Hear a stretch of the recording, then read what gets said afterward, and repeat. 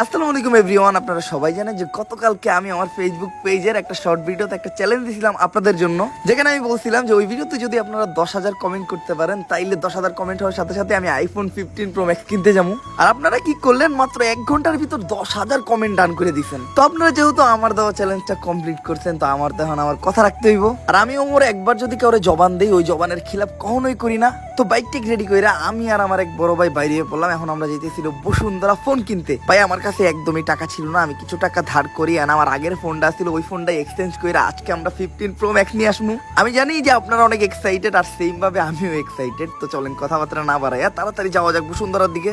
বললেই কি আর তাড়াতাড়ি যাওয়া হয়, কারণ গাড়ি তো আর পানি দিয়ে চলে না, গাড়ি চলে হলো তেল দিয়ে। আর তেলের যে দাম ভাই 131 টাকা লিটার, আমার মনে হয় খুব তাড়াতাড়ি তেলের দাম আরো বাইরে যাইব, কারণ বাংলাদেশের নতুন বাজেট পাস হয়েছে, বাজারে সব জিনিসের দামই বাড়ছে, তেলের দামও বাড়বো। আর আমার এই বাইকটা আগের তুলনায় একটু বেশি খাই খাই করে, তো আমি 499 টাকার তেলরে খাওয়াই নিলাম।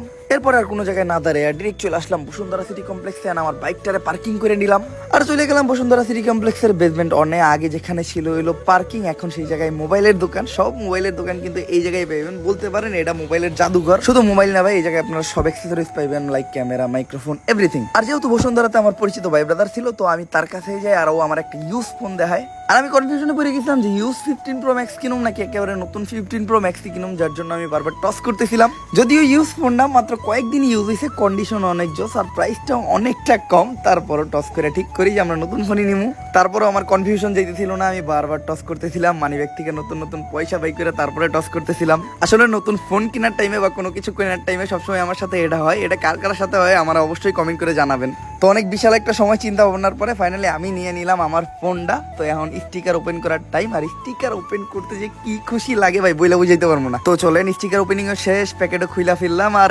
এই যে এটা হলো আমার ফোন ভাই 15 প্রো ম্যাক্সটা কিন্তু অনেক পাতলা, স্যার আমি নিছি সিলভার কালারটা, মূলত এই কালারটাই অনেক সুন্দর লাগে আমার কাছে।